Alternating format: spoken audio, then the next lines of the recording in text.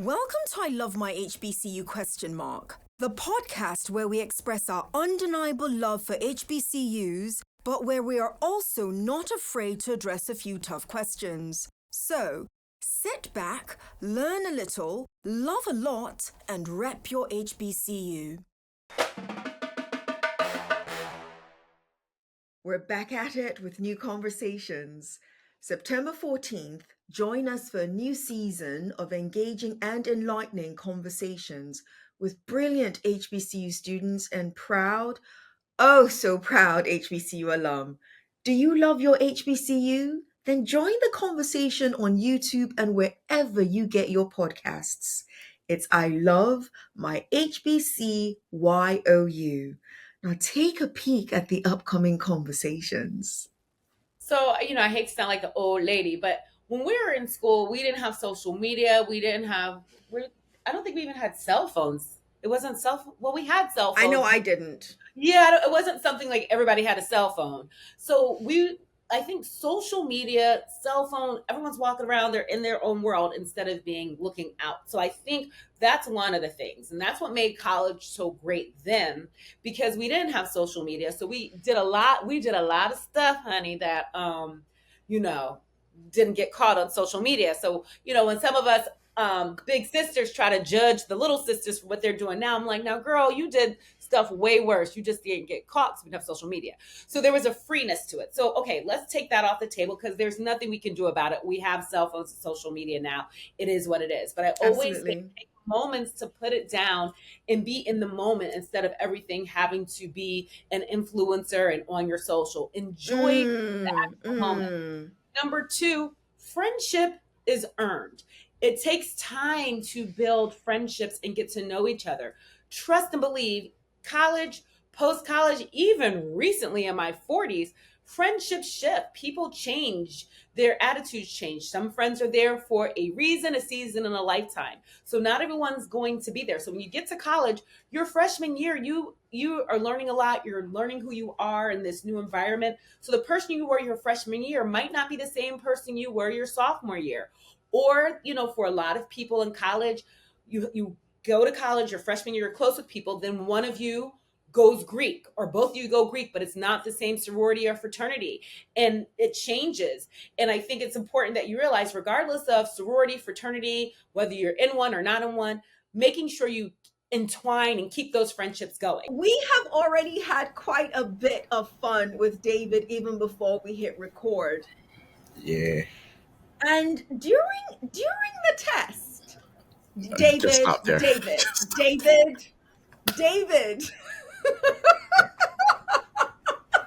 No, just stop there, Jerry.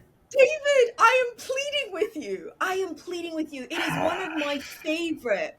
So David went viral not too long ago by having a tiny desk-esque session in his room, and he does quite a few of these, and a lot of us have fallen in love with these jam sessions that he has. And during our test record before we hit record today, David gave me a tune and he is trying to deprive me of the rest of it. Come on, David.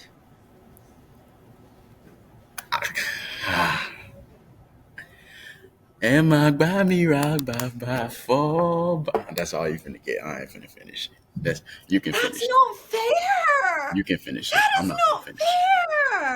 I can't finish. I'm not the one, David. I'm not the one that went viral for having tiny desk sessions.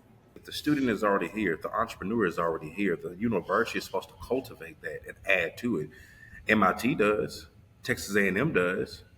In fact, what I'm studying now is governance issues between HBCUs and Board of Regents. What is the relationship between the Board of Regents? Who hired the Board of Regents? The Board of Regents is hired by the governor. What is his financial strategy with why he put those certain people on the Board of Regents?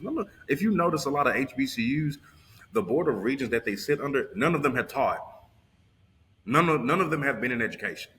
Why is the CEO of petroleum and all these other places and all these other companies on top of the board of regents that serve for the chancellor to give funding, whatever, to the local HBCU? But what happens in between that gap?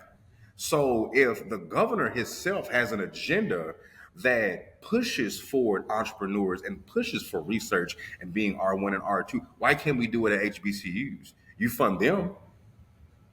So is it a matter of we can't do it, or are we too scared to change things in the educational and academic arena? And so that is why, if I can start small, if I can start at a low level, I can build up, because I may not be able to change the board of regents, but I can change the student. What are your top three things that NCAT always gets right?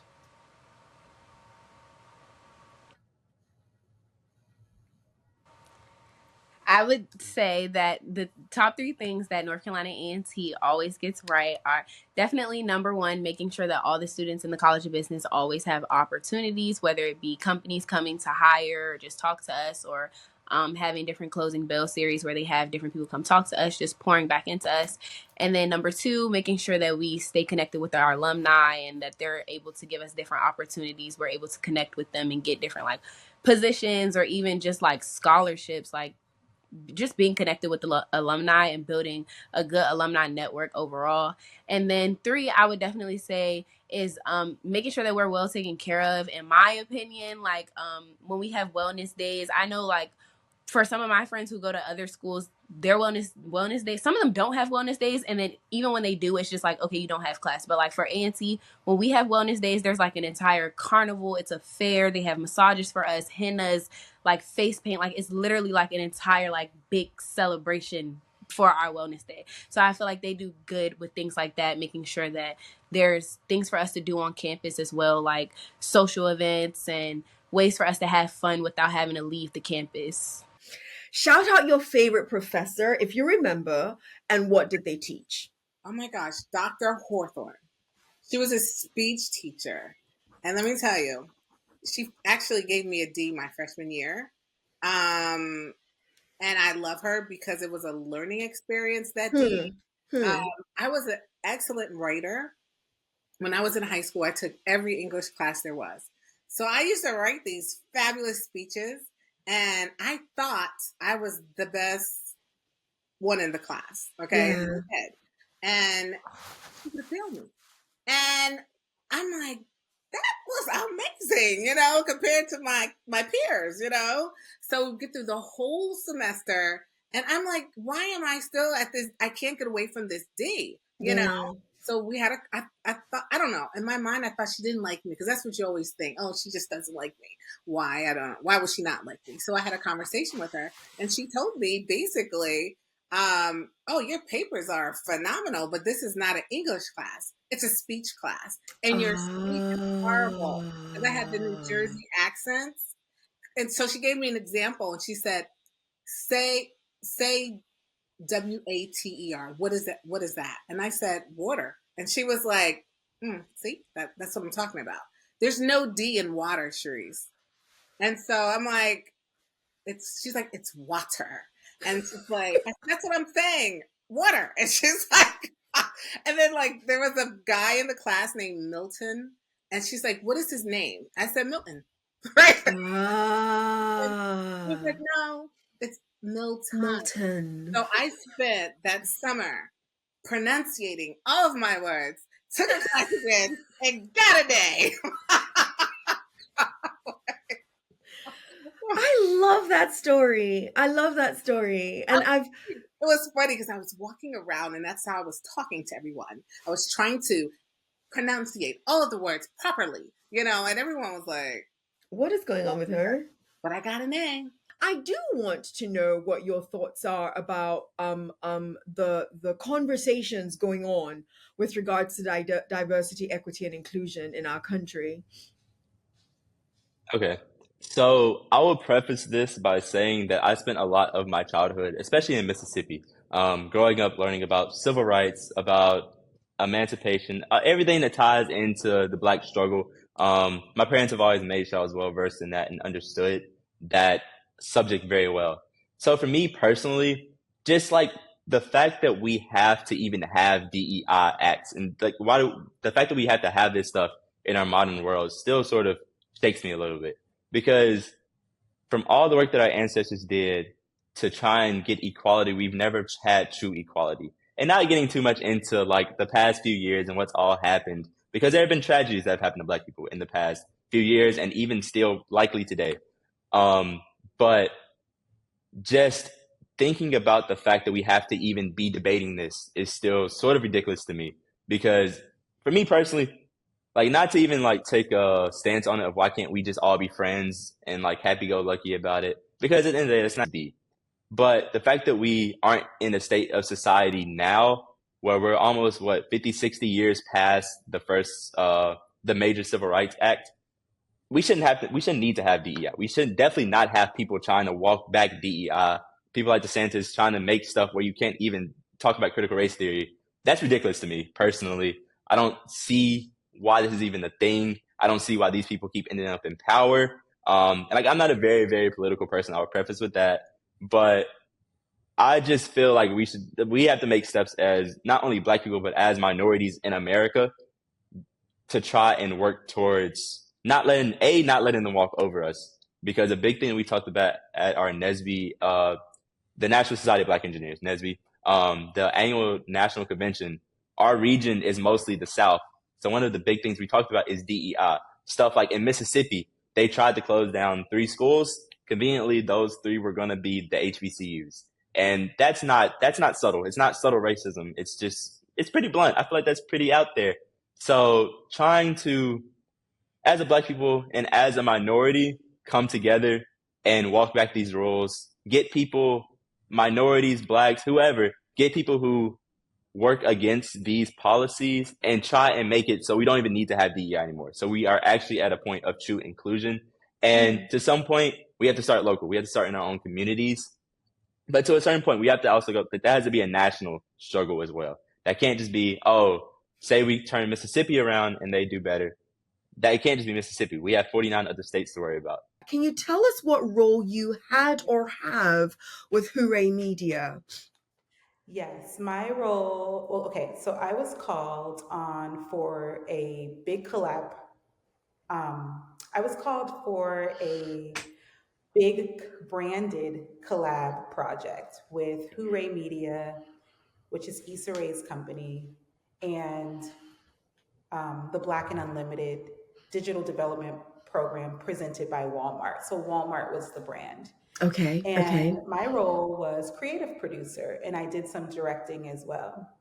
But I was tasked with the grand idea of creating, I like to call it like a masterclass handbook for Production 101 for up and coming or established Black creatives specifically. So this was sort of like a E-suite kind of program where they gave each hand-selected creator a stipend. They gave them cameras and all this equipment to set them up for success. And then I was tasked with creating this digital playbook, handbook for them to reference. And not only them, but for the world to reference because it is available on YouTube. And so I delve in as if I was kid in the classroom, learning it for the first time, and from my experience, what I could lend to these creators and how that could catapult them from where they were and elevate them into the big rooms on the big sound stages or wherever they desire to go in said profession as a creator, whether that be a photographer, a videographer, a director, an editor, a director of photography, a director of photographer, which is we call a DP. That's a camera op. And so, like line by line, I wrote it out and the flow of it, and so it took a lot of not taking things off. It took a lot of willpower as far as streamlining what I would want to convey. and allowing myself to give them little tidbits and snackable bites that they could utilize for years, and things that you can't find on page 1 and 2 of Google Mm, search. mm, So mm. firsthand experience and turning that into an actual visual. So that was very exciting for me, because it's like somebody's going to get this and want to reference like lighting and design and a 3 point light system and how to hone and own your voice in your videos, based off of my experience as a producer and what I've learned firsthand in those settings. And so I was really grateful for the experience. Actually, an alumni is an alumni, her name is Morgan. She actually referred me for the position. I'm a freelancer, but Morgan is she's a permanent team member on Issa's team, and she thought I'd be great for the opportunity. And so that's keeping that HBCU love, that CAU brothers and sisters in the loop of things, mentioning our names in rooms. And she mentioned my name in the room for this position. And so it was fantastic, like the best experience ever. How would you describe your generation? My generation? Oh man, Absolutely. this I have a lot to say about my generation. Like I'm all ears. I have so much to say about my generation, but I would say our generation is inquisitive. We're very curious about different things, and I think that's a great pro. You know, I think some of the greatest minds of our generation, or even before our generation, it started off with curiosity. You know, no one can invent the iPhone without being curious about something. So yeah, I think we're rather inquisitive, but I would say with that comes a plethora of cons. I think yeah, I think we can get so curious, especially in the age of information and social media, that it could be to our detriment. I think sometimes, especially if anyone is given a platform and they're not careful about how they share specific messages, then that could be to people's detriment, because I could go say anything like it's facts, and someone can go ahead and listen to that and then share that. So now I think not the term isn't I'm not sure if the term is mass hysteria, but I think there's a plethora of things that we accept as society today that just aren't true, especially in our generation. You know. It is so important that those in college now understand, guys, make all your mistakes, do it all. Do it all now. Do it all. Please. Okay. Okay. Because I I like how you listen. broke that down. I like how you broke that down, Toastin, because I think that college really it matured me. You don't go for your degree. It happens. It's a part of why you're Absolutely. there. But the whole, the homecomings, the all that. But again, just me learning about who I am and being proud of where I came from, being from Chicago, but also experiencing life outside of your four walls of your city. Because you got Right. the north, south, east, west. Man, just the experience. I really got a chance to start to get to know Samantha on the level that I'm not saying I wouldn't have gotten here in Chicago, because it's where I'm from. But you need that experience. You need to go away somewhere else and see people that don't look like what you used to seeing every day. You know. Absolutely. If you were to do it again, would you still pick Mississippi Valley State University? I most definitely would. And I know a lot of people can't say that, but I would. Yes, it's in the middle of nowhere. Yes, we don't have much to do, but being at MVSU has opened many other doors and opportunities for me. And I feel like if I wasn't there, I would not have them. Strata being one of my most favorite. I was very shocked when I got that email. They were like, well, you have a presidential academic scholarship. You've also been selected as a Strata Scholar.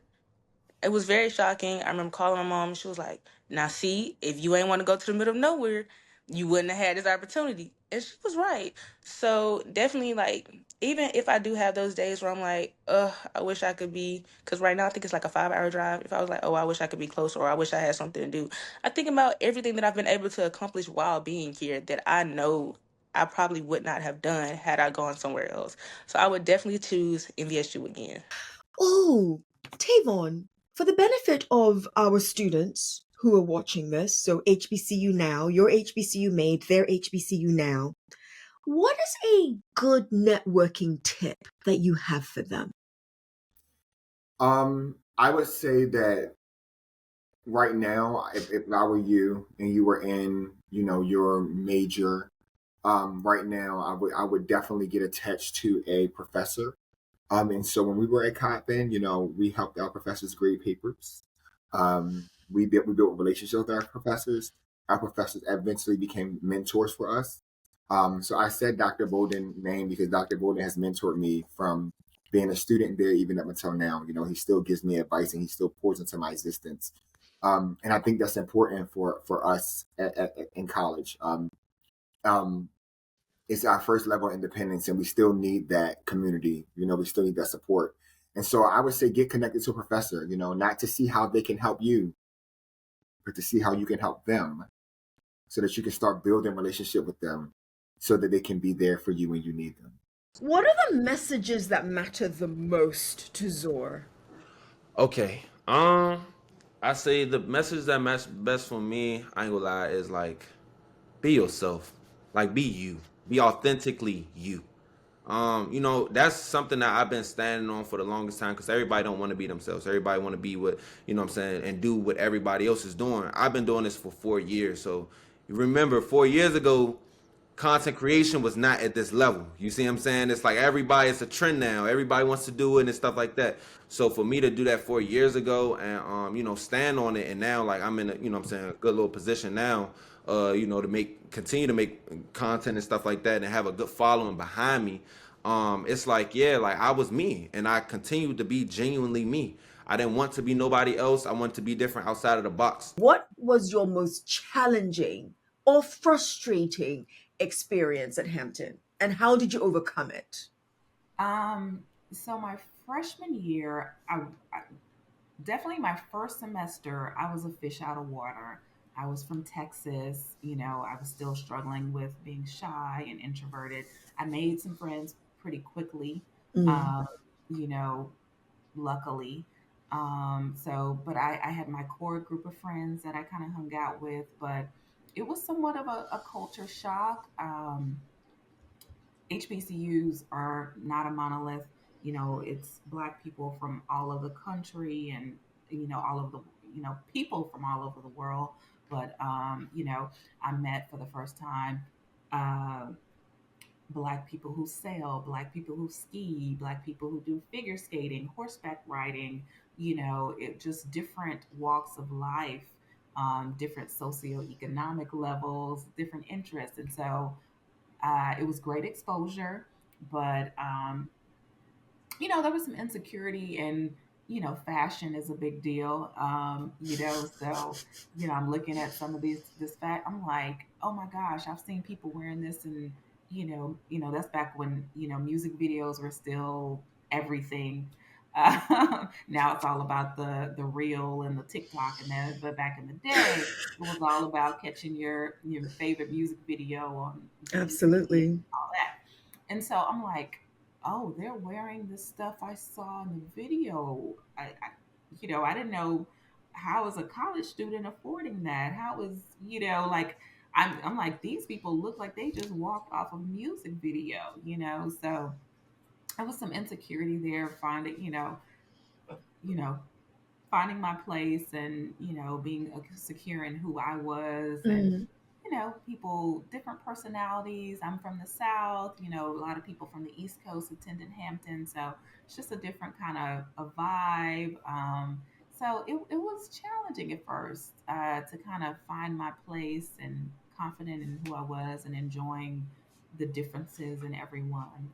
It took about a semester because, to be frank, after my first semester, I was planning on not coming back. Coming back. I was I was kind of homesick. I had more freedom at home, so being on a campus, Hampton is a private school, a closed campus. I wasn't used to that. I was used to, and I didn't have my car, so I Mm-mm. didn't have the freedoms that I had had as a teen. So that was kind of different for me. Hampton was a slower city, slower town than Dallas. So I was homesick, and I honestly was planning to not come back for my sophomore year, and something just changed that second semester. Just kind of got out more. Okay. Um, leaned into those friendships more. I think I was still really leaning into my friendships from home too much. Mm. I'm still friends with all the friends from home now, but I kind of had to say, okay, I was, what are y'all doing? Because they stayed local, the schools within a couple hours from home, and I was still trying to fly back and hang out with them and go to those things, and I kind of had to learn to let that go and truly enjoy the opportunity I had around me, and something just clicked that second semester, and really decided that I was going to stay, and the next 3 years were amazing. And so I always try to make time for the HBCUs, for my institutions, because the next CEO of Girl Scouts of the global universe could be listening. The next Kamala could be listening. The person who's just the next educator who just like, I just want to help kids, could be listening, and they're making a decision. And I actively made the choice to change the world by attending Spelman. I wholeheartedly believe that me being a person who is proud of who I am, that was reinforced and reaffirmed when I got to Spelman. It let me know that there was a place for me, and that it was okay for me to be 100% myself. And I didn't have to be nobody else, because there are hundreds of women who are just like you, who are as amazing as you are, and it's okay for you to be authentically you. One of my final exercises at Spelman was in convocation, graduating. You look to your left, you look to the right, and they're like, you guys will never be in this space again in this way, ever again. And it's true. But in that room, I see some of my Spelman classmates. They are physicians, neuroscientists, oral dental surgeons, elected officials, educators, business folks, celebrity. I mean, you name it. And I'm like, it was in that room with me. So you know what it was a reminder of? Who I was. Like, you're in a room with people who are just like you, and you know what? We were set up for success. Your professors are going to, you're gonna think they're gonna hate you. They don't hate you. They want you to be the best you. You've been listening to I Love My HBCU ? Let's keep the conversation going as we share our stories and encourage more practical support of HBCUs, whilst of course holding each other accountable. Don't forget to follow and subscribe for the latest episodes. Until next time, love and lift your HBCU.